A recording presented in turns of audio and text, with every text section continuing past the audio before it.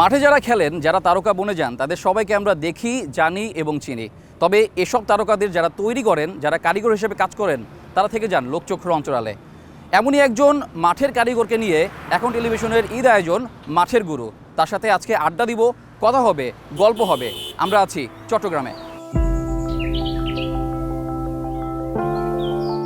সাদ ভাই, আসসালামু আলাইকুম, কেমন আছেন? আসসালাম রাজা ভাই, ভালো আছেন? আপনি কেমন আছেন? জি আলহামদুলিল্লাহ ভালো আছি। আপনাদের চট্টগ্রামটা আসলে অনেক সুন্দর। যদি না আসতাম একদমই বুঝতে পারতাম না। আসলে এই চট্টগ্রামটাই পাহাড়ের মধ্যে, এই পাহাড়টার নাম হচ্ছে ব্যাডেল হিল।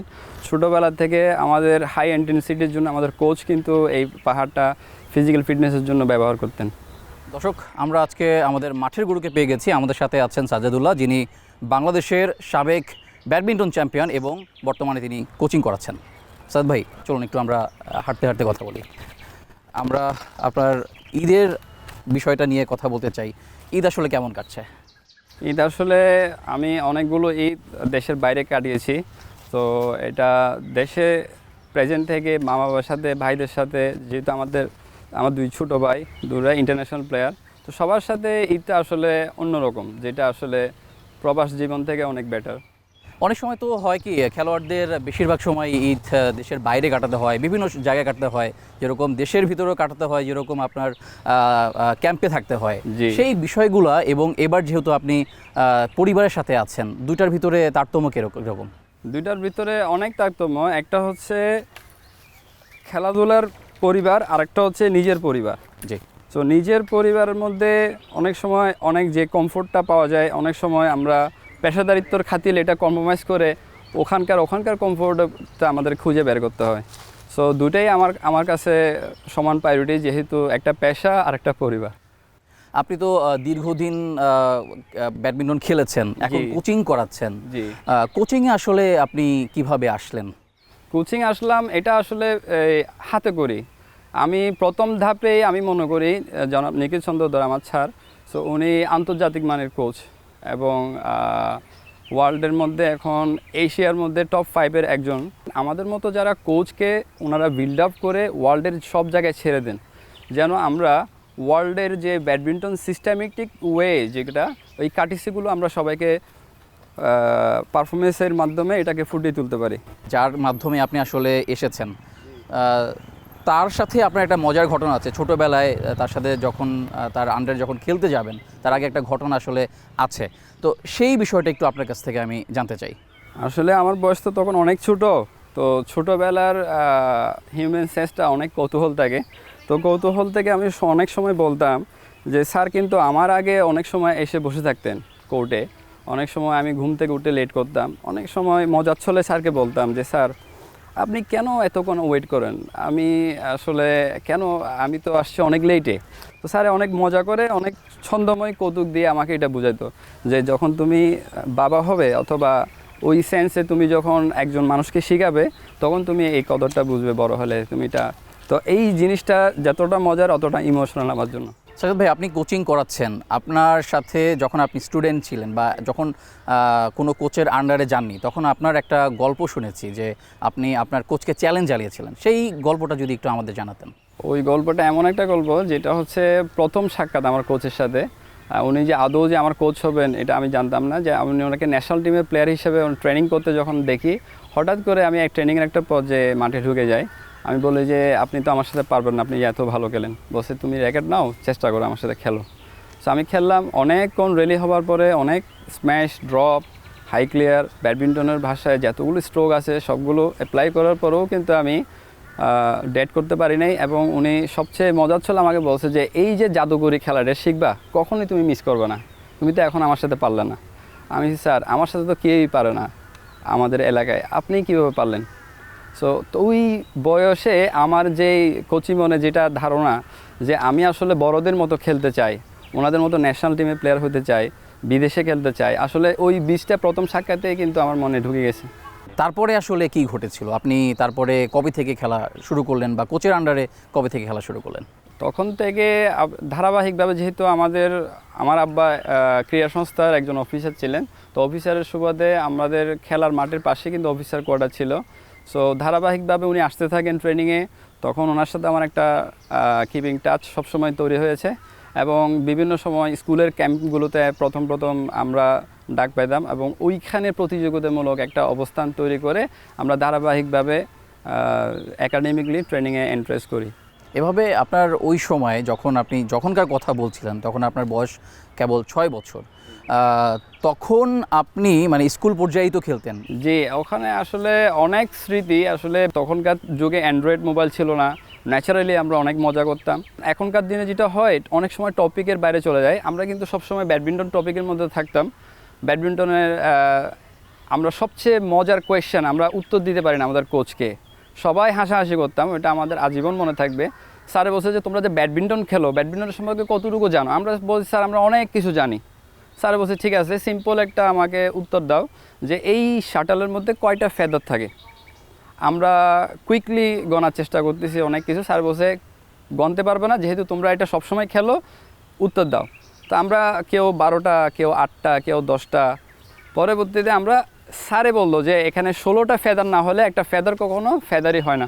তখন আমরা গণে দেখলাম 16টা, এবং ওইটা নিয়ে আমরা এতটা হাসছিলাম যে যেটা আমরা সবসময় দেখতেছি, সবসময় হাতে নিয়ে সার্ভিস করতেছি, স্ম্যাশ করতেছি, ফিজিক্যাল করতেছি, ফুটওয়ার্ক করতেছি, এটা দিয়ে অনেক ধরনের এজিলিটি প্র্যাকটিস করতেছি, এটা সম্পর্কে আমরা এতটাই যোগ্য, তাহলে আমরা ব্যাডমিন্টন সম্পর্কে আরও কত কিছু জানা আছে। ভাই, আপনি বয়স ভিত্তিকে চ্যাম্পিয়ন হয়েছেন, ন্যাশনালে আপনি চ্যাম্পিয়ন হয়েছেন, ওই গল্পগুলো আসলে আপনি ন্যাশনাল টিমে কিভাবে অন্তর্ভুক্ত হলেন সেসব বিষয়ে কেমন, এবং প্রথম যখন আপনি অন্তর্ভুক্ত হন তখন যখন ডাক পান আসলে তখন আপনার উচ্ছ্বাসটা কেমন ছিল একটু জানতে চাই। তখন উচ্ছ্বাসটা ছিল আসলে বাদ ভাঙা, যেটা আসলে কখনোই কোনো প্লেয়ার প্রথম ন্যাশনাল টিমের ডাককে তার ভাষায় প্রকাশ করতে পারবে না উচ্ছ্বাসটাকে। তো আমি আসলে আমার বাবা সবার কাছ থেকে দোয়া নিই, তো কোচের কাছে যাই যে আসলে এই অ্যাচিভমেন্টটা আসলে আজকে আপনার জন্যই। সো আমরা ন্যাচারালি যেটা করি সবাইকে ক্লাবে মিষ্টি বিতরণ করা, সো এইভাবেই আমরা সেলিব্রেট করছি এটা। এবং ন্যাশনাল টিমে যখন খেলি প্রথম আমার স্পিডটা ছিল কিন্তু দেশের জন্য কিছু করা।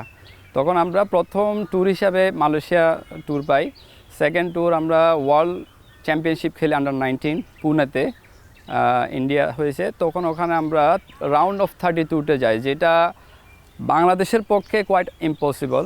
সো আমাদের বেস্ট ট্রাইটা এমনভাবে ছিল যে কলকাতার একটা নিউজে আমাদের হেডলাইন হয়েছে যে এরা স্পন্সর ছাড়া, বিদেশি কোনো কোচ ছাড়া, দেশীয় কোচ দিয়ে তারা যদি রাউন্ড অফ 32 খেলে, ওয়ার্ল্ড ফেডারেশন থেকে আমাদের হাইলি কোনো স্কলারশিপ থাকলে আমরা কোথায় পারফর্ম করব, এরকম নামে একটা নিউজ হয়েছিল। এখন ব্যাডমিন্টন প্রতিযোগিতা হলে সেটা ব্রডকাস্টিংও করা হয়, সেই সব সুবিধা তো আপনারা তেমনভাবে পান নাই। তো এই বিষয়গুলো আগের যেই সময়টা ছিল এবং এখনকার সময়টার পার্থক্যটা আসলে কতটুকু উন্নতি হয়েছে ব্যাডমিন্টনে? বিগত 15-16 বছরে কিন্তু অনেক জেনারেশন কিন্তু ব্যাডমিন্টন সম্পর্কে জানতো না। একটা সময় কিন্তু ব্যাডমিন্টন সোনালি যুগ ছিল। যখন আমরা গ্রো আপ হই তখন কিন্তু আমরা অনেক সাপোর্ট পেয়েছিলাম ন্যাশনাল পর্যায়ে এসে। তখন কিন্তু ফেডারেশনের যে পরিবেশটা ছিল ওই পরিবেশটার মধ্যে পর্যাপ্ত রেজাল্ট না হওয়াতে ইন্টারন্যাশনালি এটা আসলে এই ডিটাচ হয়ে যায়। এবং অনেক সময় আপনারা জানেন যে ফেডারেশনে যেসব কর্মকর্তারা আসেন তারা নির্বাচিত হয়ে আসেন। সো আমাদের কিছু কর্মকর্তা নির্বাচন করতে গিয়ে ওনারা কিন্তু বিভিন্ন দলে বিভক্ত হয়ে যায়, যার কারণে এরপরের যেই জেনারেশনটা যেটা পেয়েছেন ব্যাডমিন্টন সম্পর্কে তারা কিন্তু খুব একটা ভালো মেসেজ পায়নি। সো এখনকার যারা জেনারেশন, এই যে 2020 থেকে এই পর্যন্ত এখনকার জেনারেশনে যেটা পাচ্ছে, বয়সভিত্তিক গেমগুলো অনেক বেশি হচ্ছে। যেমন আমরা আন্ডার-19 উপরে কিন্তু আমরা খেলি নাই কখনো, এখন কিন্তু আন্ডার-20 আছে, আন্ডার-21 আছে, 22, 23। কিছুদিন আগে আন্ডার-23-তে আমার ছোটো ভাই সিফাতুল্লাহ গালিব, সে পাকিস্তানের একটা রিজিওনাল টুর্নামেন্টে, ইন্টারন্যাশনাল টুর্নামেন্টে ম্যাচ ডাবলস এবং ম্যাচ সিঙ্গলস ডাবল কাউন্ট পায়। ম্যাচ ডাবলসে চ্যাম্পিয়ন হয়, ম্যাচ সিঙ্গলসে সে কিন্তু 3rd প্লেস পায়। সো এটা আন্ডার-23-তে বাংলাদেশের জন্য বেস্ট একটা অ্যাচিভমেন্ট। এর আগে কখনো বাংলাদেশ দেশের বাইরে গিয়ে গোল অ্যাচিভ করতে পারেনি বয়সভিত্তিকে। ব্যাডমিন্টন খেলাটা আসলেই ব্যয়বহুল খেলা। তো আপনি যখন খেলেছেন ওই সময় যেটা বলছিলেন যে আপনার স্পন্সরও তেমনভাবে ছিল না, তারপরে যা ছিল, তো এই ব্যয়বহনটা আসলে কিভাবে করতেন? এটা আসলে আমাদের ব্যাডমিন্টনের ব্যয়বহুল, যেমন খাওয়া দাওয়া থেকে শুরু করে, নিউট্রিশন থেকে শুরু করে, ব্যাডমিন্টনের ইকুইপমেন্টগুলো, প্রত্যেকটা জায়গায় কিন্তু অনেক টাকা খরচ করতে হয় ব্যাডমিন্টনে। একটা ফেদার বর্তমান যেটা আমরা আগে খেলেছিলাম 300-400 টাকা, সেম ফেদার কিন্তু এখন কিন্তু 1000 টাকা হয়ে গেছে। সো এইগুলো আমরা মেনটেন করতাম, যেভাবে ডিস্ট্রিক্টলি যখন আমরা খেলতাম তখন আমরা ডিস্ট্রিক্ট অ্যাসোসিয়েশন কখনো হেল্প করতো, আবার কখনো অ্যামেচার যারা প্লেয়ার আছে এলাকায় থাকে না, বড় ভাই আছে, অনেক শুভাকাঙ্ক্ষী থাকে, ওনারা কিন্তু আমাদেরকে দেখে বলতে ছেলেটা ভালো খেলে, তখন ওনাদের ইউজ শাটলগুলো আমরা কালেক্ট করতাম। বেশিরভাগ সময় ওই সময়গুলোতে আসলে আপনাকে ভাষায় প্রকাশ করতে পারছি না। সো ওই ইউজ শাটলগুলো দিয়ে কিন্তু বেসিক্যালি আমরা ন্যাশনাল চ্যাম্পিয়ন থেকে শুরু করে যেই ইন্টারমিডিয়েট লেভেল পর্যন্ত থেকে এলিট লেভেল পর্যন্ত যে জাম্পিংটা, এটা আসলে এই মুহূর্তে আরেকটু মানে খুব ইমোশনাল হয়ে যাচ্ছে, জায়গাটা আসলে খুব হার্ড। সাজ্জাদ ভাই, আপনি গল্প করতে করতে ইমোশনাল হয়ে যাচ্ছে, ইমোশনাল কাহিনীও আসলে আছে। তবে আপনার সাথে অনেক আড্ডা দিব, তার আগে একটা বিরতি নিতে চাই। দর্শক, মাঠের গুরুতে নিচ্ছে একটা বিরতি, ফিরছে একটু পরেই। সাজ্জাদ ভাই চলুন একটু হাঁটি, পাহাড়টা দেখি।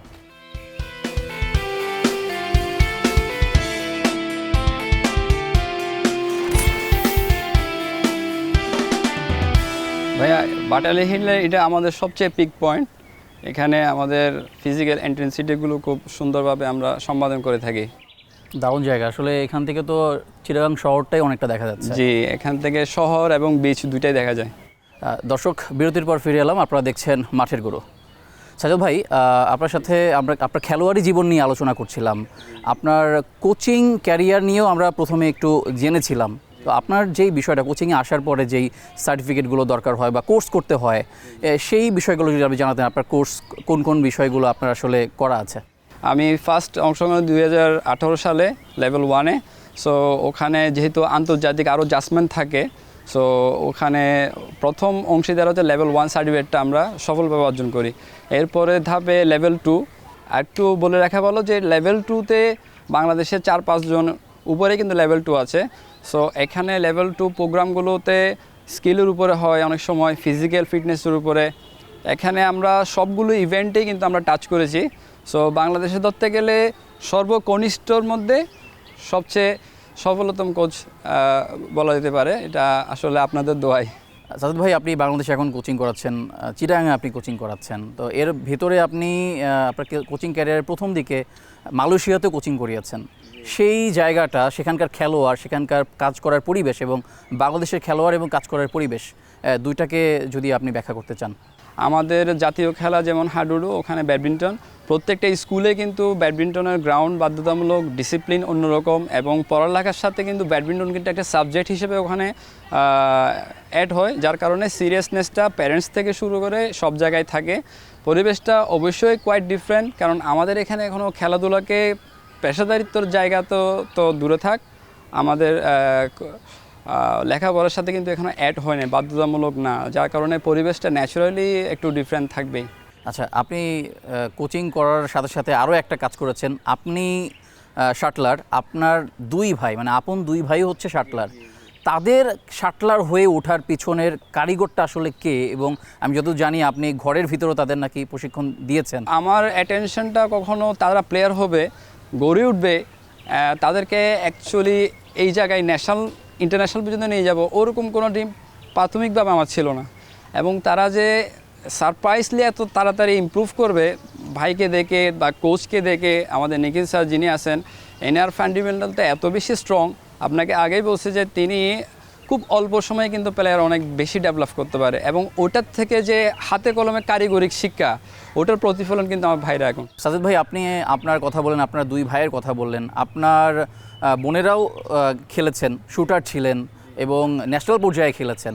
তো পরিবারের সবাই ক্রীড়ার সাথে, খেলার সাথে সংযুক্ত হওয়ার যে বিষয়টা, এটা কতটা গর্বিত করে? আপনারা আপনার দেশকে রিপ্রেজেন্ট করছেন বিভিন্ন জায়গায়। জি জি, এটা আসলে গর্বের ভাষাটা প্রকাশ করার মতো না, কারণ বাংলাদেশে আমরা এরকম ফ্যামিলি খুব কমই দেখেছি, নাই এরকম না। আমি অনেক ফ্যামিলি দেখেছি 3 ভাই একসাথে খেলছে, ক্রিকেটের মধ্যে আছে, অন্যান্য ইভেন্টে আছে। সো 5 ভাই বোন, এটা খুবই রেয়ার। সো এইটা আসলে যখন আমরা ন্যাশনাল পর্যায়ে কোনো অ্যাচিভ একই ইয়ারে নিয়ে আসি, সো যখন আমি আমার সবচেয়ে মধুময় যে স্মৃতিগুলো, আমার ন্যাশনাল যখন একসাথে হয় সবগুলো ইভেন্ট, শুটিং একসাথে হচ্ছে, and the mean time badminton হচ্ছে, তখন কিন্তু আমার বোনের সাথে কিন্তু একটা গোল নিয়ে কিন্তু একটা কম্পিটিশন থাকতো যে তুমি কয়টা ইভেন্ট পার্টিসিপেট করে কয়টা গোল আনতেছো, আমি কয়টা গোল আনতেছি। প্রত্যেকটা মুহূর্তে প্রতি সেকেন্ডে আমার বাবা মা আমাদেরকে নিয়ে এমনভাবে গর্ব ফিল করছে, আমি অ্যাকচুয়ালি এটা ভাষায় প্রকাশ করার মতো না। আপনার আন্ডারে আসলে অনেক ছেলেপেলে আছে, ছোট থেকে একদম বয়স ভিত্তিক কিংবা সফলতার চূড়ান্ত পর্যায়ে অনেকে আছেন। তাদের বিষয়গুলো এবং তাদের আসলে টিচিং করার যে বিষয়টা আছে, তাদের নিয়ে সম্ভাবনাটা আসলে কতটুকু দেখছেন আপনি? আসলে বাংলাদেশ থেকে যেহেতু আমরা অলরেডি ইন্টারন্যাশনাল রিপ্রেজেন্ট করে ফেলছি, আমরা এখন বলতে পারি যে আমরা অলিম্পিক প্রজেক্ট, ওয়ার্ল্ড চ্যাম্পিয়নশিপ প্রজেক্টগুলো নিয়ে আমরা কাজ করতে পারবো।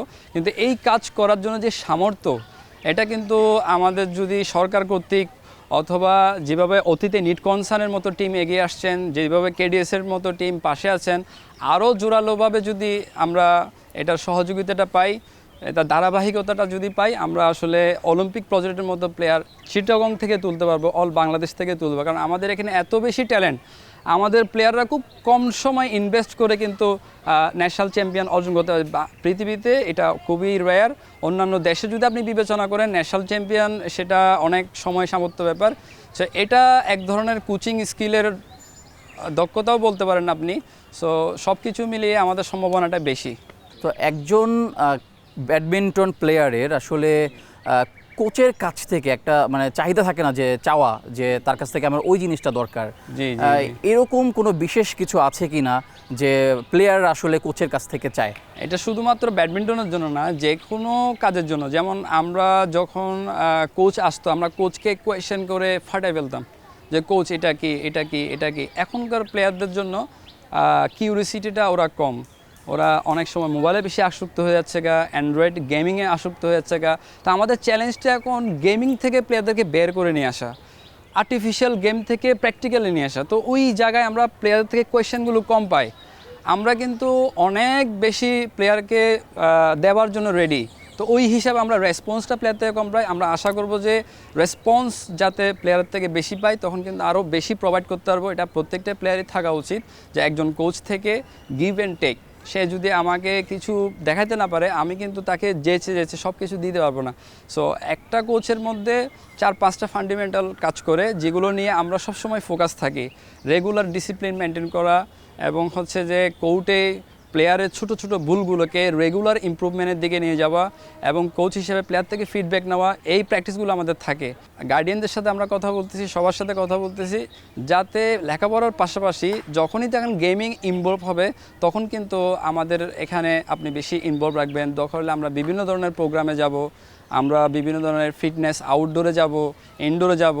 তো এই ধরনের প্রোগ্রামগুলো নিয়ে আসলে আলোচনা হচ্ছে এখনও। আশা করি এটা সফলতা পাবো।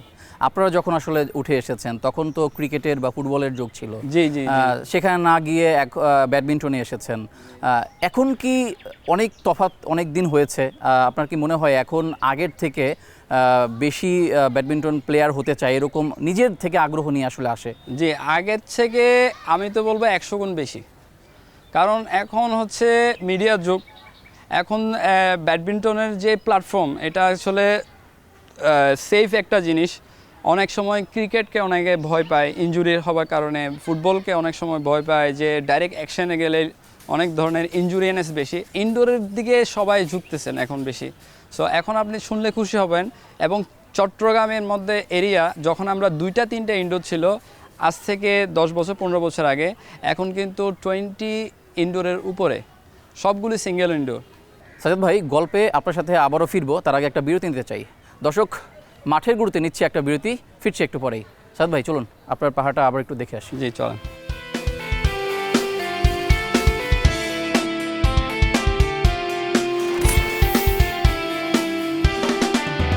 আচ্ছা সাজ্জাদ ভাই, একজন প্লেয়ারের তো অবশ্যই স্ট্যামিনাটা জরুরি। জি, এই জন্যই আমাদের প্রত্যেকটা অ্যাথলেটের উচিত যে আউটডোর ওয়ার্কআউট করা, যেটাতে এন্ট্রেন্সে হাই লেভেলে চলে যায়। দর্শক, ফিরে এলাম মাঠের গুরুতে, আপনারা দেখছেন মাঠের গুরু। সাজ্জাদ ভাই, আপনি বলছিলেন যে সরকারের পৃষ্ঠপোষকতা কিংবা স্পন্সর অনেক কিছু নিয়ে আপনি কথা বলেছেন, তাদের সুদৃষ্টি আসলে দরকার। এই সুদৃষ্টিটা আসলে কতটা দরকার আপনি বলে মনে করেন?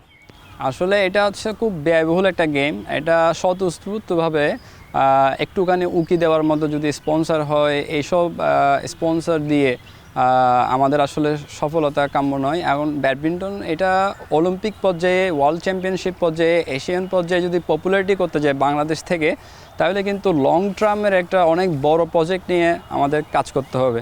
এবং ওই কাজগুলোর অর্গানাইজের জন্য অলরেডি বাংলাদেশে অনেকগুলো ইন্টারন্যাশনাল কোচ আছে। আপনি আজকে আমাকে দেখতেছেন, আমাদের মতো অনেক কোচ আছে যারা এই প্রজেক্টগুলোকে ডেভেলপ করার জন্য বসে আছে, মুখে আছে। অবশ্যই আপনি যেটা বলছিলেন যে অলিম্পিক পর্যায়ে খেলে, অনেক পপুলার একটা গেম এটা। আসলে আমরা দেখি শীতকাল যখন আসে তখন প্রত্যেকটা বাড়িতে, গ্রামে এবং কি আনাচে কানাচে আসলে এই ব্যাডমিন্টন খেলাটা হয়। তবে যে ন্যাশনাল পর্যায়ে কিংবা জনপ্রিয়তার দিক থেকে বাংলাদেশের ব্যাডমিন্টনটা অনেক পিছিয়ে। আগ্রহ থাকার পরেও আসলে এই যে জনপ্রিয়তাটা কম, এটার কারণটা আপনি সংশ্লিষ্ট হিসেবে কিভাবে ব্যাখ্যা করবেন? আসলে জনপ্রিয়তাকে যদি আমি একটু ব্যাখ্যা করি, যে আমার দৃষ্টিতে জনপ্রিয়তা 100%, কিন্তু আপনার দৃষ্টিকোণ থেকে আমি যেটা পাচ্ছি যে পেশাদারিত্ব, তো পেশাদারিত্ব জায়গাটা এখন আমরা অনেক পিছিয়ে, ক্রিকেট, ফুটবল হচ্ছে অনেক পিছিয়ে। সো এই পেশাদারিত্বটা না আসার কারণেই কিন্তু ব্যাডমিন্টন আরও সামনের দিকে এগিয়ে যাচ্ছে না। যেমন আমাদের ন্যূনতম ব্যাডমিন্টন প্লেয়ারদের স্যালারি হওয়া উচিত 50,000 টাকার উপরে, উইদাউট এনি কস্ট, এবং ইকুইপমেন্টের জন্য আলাদা স্পন্সর থাকা উচিত। যেমন ইউনাক্স, লিনিং, কাওয়াসাকি, এই ধরনের ব্র্যান্ডগুলো বাংলাদেশে অলরেডি ব্যবসায়িক প্রতিষ্ঠান হিসেবে কাজ করতেছে। তো আমরাও আশাবাদী থাকবে যে ওনারা যেহেতু বাংলাদেশ ব্যাডমিন্টনকে নিয়ে আগায় যেতে চায়, ওনারা যাতে আরও স্বতঃস্ফূর্তভাবে এগিয়ে আসুক। এবং আর্থিক যেই থাকা খাওয়া, যে সার্বিক যে পরিবেশ, এটা অবশ্যই গভর্নমেন্ট হেল্প ছাড়া কোনোভাবেই সম্ভব না। কারণ আপনি যদি একটা ফিল্ড ওয়ার্কে যাইতে চান, একটা অনেক বড় ফিল্ড লাগে, যেটা আসলে গভর্নমেন্টের ছাড়া আমরা কিন্তু পারমিশন পাই না। প্রাইভেটলি এখন ব্যাডমিন্টন যেভাবে এগোচ্ছে, এটা কিন্তু একটা পর্যায়ে গিয়ে কিন্তু থেমে যাচ্ছে। সো আমি বারবারই গভর্নমেন্টকে এটা ফলো করতেছি এই কারণে যে বিদেশে আমরা যেসব কান্ট্রিকে ডেভেলপ করতে দেখে আসছি চোখের সামনে, ওরা কিন্তু গভর্নমেন্টের অনেক হিউজ স্পন্সর নিয়ে কিন্তু এগিয়ে যায়। ওখানে কিন্তু A to Z ক্যাটাগরি অনেক ধরনের প্লেয়ার থাকে, এবং প্রত্যেকটা ক্যাটাগরিতে কিন্তু 20 থেকে 25 জন সদস্য থাকে। সো এইভাবে যদি আমি Z পর্যন্ত যাই, অলরেডি 300+ প্লেয়ার হয়ে যায় তখন। সো এই ধরনের প্রজেক্ট যদি থাকে, তাহলে অবশ্যই এখান থেকে ইন্টারন্যাশনাল রেঞ্জের প্লেয়ার বের করা এবং খুবই ইজি। আমি এটাকে টাফ বলবো না, কারণ এই স্কিলগুলো আমরা অলরেডি করে আসতেছি প্র্যাকটিসে। আপনি স্পন্সরের কথা বললেন, স্পন্সর আসলে আছে, অনেক, প্রচুর আছে। আমরা দেখি, আপনি বললেন যে বাংলাদেশে অনেক বড় বড় প্রতিষ্ঠান ব্যবসা করছে, কিন্তু স্পন্সর দেওয়ার ক্ষেত্রে তাদের একটা কিপটেমি বা গড়িমসি আসলে বলা যায়। এক্ষেত্রে আপনি দায়টা কাদের দেখছেন? এটা আসলে আমরা একটা পরিবারে যদি বাবা ঠিক না থাকে, তাহলে কিন্তু আপনি বাইরে গিয়ে অন্য জায়গায় মূল্যায়ন পাবেন না। সো আমাদের পিতামাতা যদি হয় গভর্নমেন্ট, আমাদের পিতামাতা হয় যদি ফেডারেশন, আমাদের ডিস্ট্রিক্ট লেভেলে যদি হয় অ্যাসোসিয়েশন, তাদের অর্গানাইজগুলোকে আমাদের কাজ করার জন্য জায়গাগুলোকে একটু আরও পরিবেশ বান্ধব করা হলে আমি মনে করি সেটা সম্ভব। ওয়ার্ল্ড ক্লাস প্লেয়ার উঠে আসছেন, আপনারা ন্যাশনাল পর্যায়ে খুব ভালো করছেন, কিন্তু আপনারা এশিয়ার ভিতরে, দক্ষিণ এশিয়ার ভিতরেও ভালো করছেন, কিন্তু একদম ওয়ার্ল্ড পর্যায়ে যেরকম আপনাদের দিক থেকে বা এখন যারা আছেন তারা সেরকমভাবে কম্পিট করতে যেতে পারে না। এই বিষয়টাকে আপনি কোনো যে ফেডারেশনের গাফিলতি কিংবা সরকারের পৃষ্ঠপোষকতার অভাব, কোন বিষয়টাকে আপনি দায় দিতে পারেন? এই জায়গাতে আমি দুইভাবে কথা বলতে চাই। যদি আমি ইন্ডিয়াকে ফলো করি, ইন্ডিয়াতে কিন্তু ন্যাশনাল টিমে 2 থেকে 3 ধরনের ন্যাশনাল টিমের সদস্যরা থাকেন, যারা সরাসরি ফেডারেশন অন্তর্ভুক্ত, এবং কিছু প্লেয়ার আছে ক্লাব ভিত্তিক, কিছু প্লেয়ার আছে নিজেরাও কিন্তু টাকা ইনভেস্ট করে উপরের দিকে উঠে যায়। সো এই যে পরিবেশ, নিজের ফ্যামিলি থেকে ইনভেস্ট করা, এখানে কিন্তু এই প্রবণতাটা বাংলাদেশে কম। তারই কারণ একটাই, কিন্তু ফেডারেশন কিন্তু এটা নিয়ে অর্গানাইজ করতে পারছেন না। সো বারবার আমরা ফেডারেশন কাছে যাচ্ছি এই কারণ উনি চাইলে অনেক ম্যানেজমেন্টের মাধ্যমে কিন্তু অনেক কিছু ম্যানেজ করে ফেলতে পারেন, যার কারণে হয়তো একদিনে কোনো কিছু সম্ভব না, ধীরে ধীরে জেনারেশন বাই এটা কিন্তু ডেভেলপ করা সম্ভব। ইন্ডিয়া যখন অলিম্পিক প্রজেক্টগুলো হাতে নেয় প্রায় 90-র আগে, এরা কিন্তু রিসেন্টলি রেজাল্ট দিচ্ছে, কিন্তু আফটার 20 ইয়ার্স এরা কিন্তু এর আগে কিন্তু রেজাল্ট করে না ইন্ডিয়া। সো এই প্রজেক্টগুলো হাতে নেওয়ার পরেই যে আপনাকে রেজাল্ট দিবে তা না। আমি মনে করি এতটুকু বিশ্বাস, পার্শ্ববর্তী দেশ থেকেও আমরা আর্লি কিন্তু ফিডব্যাক দিব ইনশাল্লাহ। আপনার কি মনে হয় যে এখন এই মুহূর্তে আসলে বড় কোনো প্রজেক্ট হাতে নেওয়া দরকার, যেহেতু যেটা গেছে আপনাদের সময়, এখন যারা আছেন অনেক ট্যালেন্টেড ব্যাডমিন্টন প্লেয়ার আছেন, বড় প্রজেক্ট আসলে নেওয়া দরকার কিনা ফেডারেশন কিংবা সরকারের? অবশ্যই এই মুহূর্তে নেওয়া দরকার সেটা, কারণ হচ্ছে আমি আপনাদের মাধ্যমে বলতে চাই, কারণ প্রজেক্টগুলো ডিল করার জন্য আমাদের হাজার হাজার ডলার দিয়ে কিন্তু আমাদের কোচ আনতে হচ্ছে না। আমরা কিন্তু ফান্ডামেন্টাল থেকে শুরু করে এলিট লেভেলে কিন্তু আপনার প্রোগ্রাম সার্ভাইভ করতে পারতেছি, ডেলিভারি দিতে পারতেছি এবং ফিল্ড ওয়ার্কে নিজেরাও কাজ করতে পারতেছি। এইখানে প্রচুর একটা বৈদেশিক মুদ্রা কিন্তু ফেডারেশনের সেভ হয়। সো এটা আমি আশ্বস্ত করতে চাই আপনাদের মাধ্যমে আমাদের সরকারকে এবং ফেডারেশনকে, আপনারা যদি কোনো প্রজেক্ট হাতে নেন, আমরা স্বতঃস্ফূর্তভাবে দেশের হয়ে কাজ করার জন্য আমরা রেডি।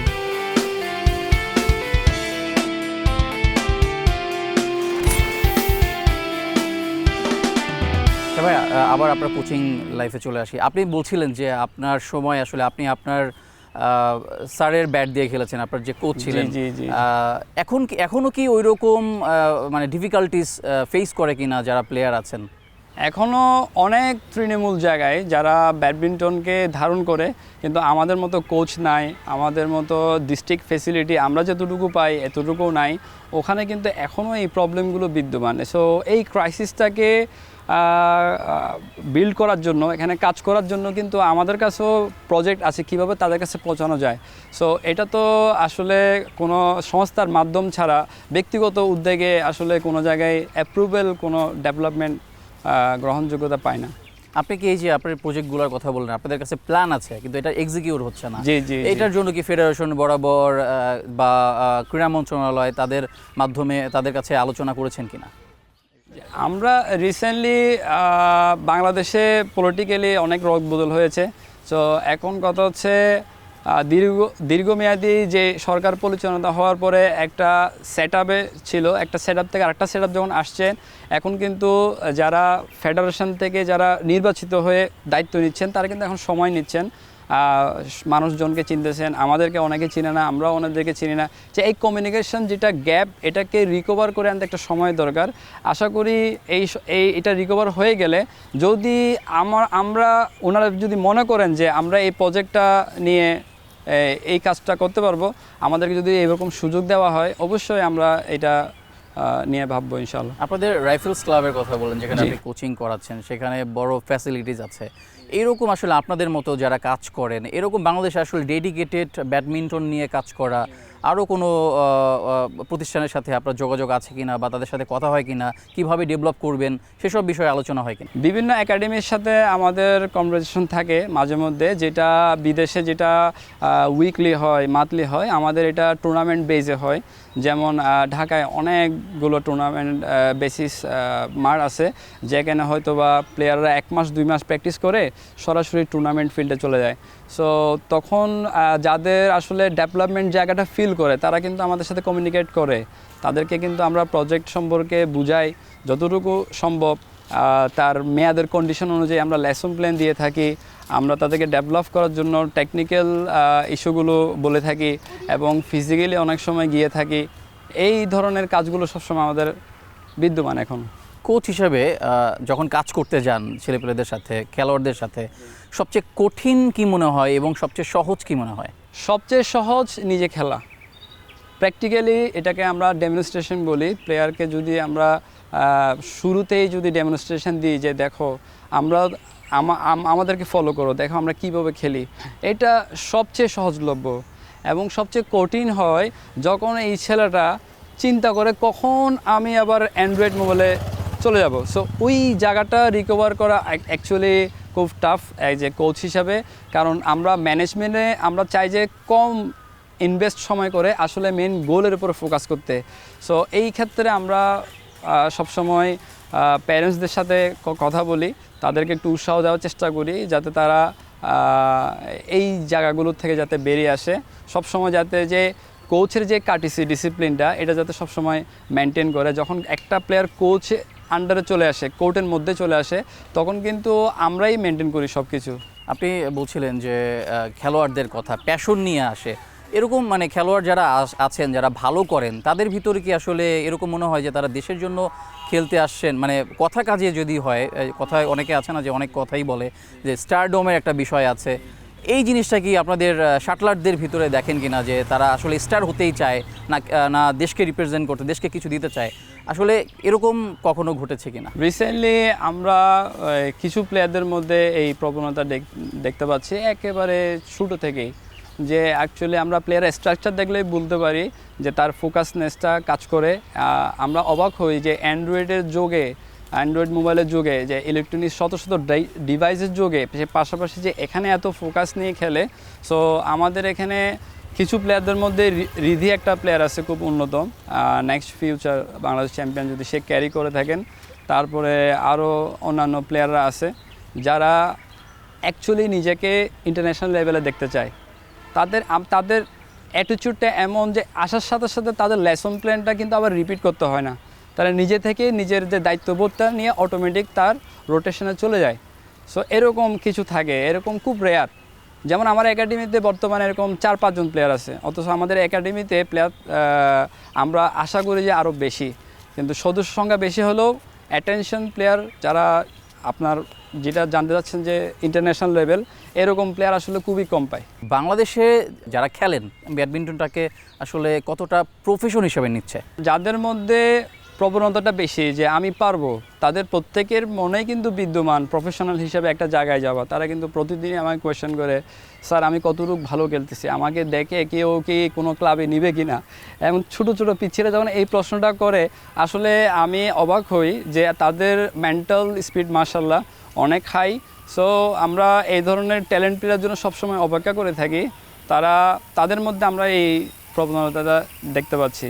এবং আমি একটা সময় ব্যাডমিন্টন যদি এইভাবে চলতে থাকে, প্র্যাকটিস চট্টগ্রামে আমি যেভাবে প্র্যাকটিস করতেছি কোচিং প্রোগ্রাম নিয়ে, অন্যান্য ডিস্ট্রিক্টে যদি এইভাবে প্র্যাকটিসটা চলমান থাকে, আশা করি বাংলাদেশ একদিন অনেক উপরে যাবে। তো পাশাপাশি ওই যেটা বলে আসলাম যে ডিস্ট্রিক্ট অ্যাসোসিয়েশন, ফেডারেশন এবং সরকার কর্তৃক যে সাপোর্ট দরকার, এটা অবশ্যই আমাদের দরকার।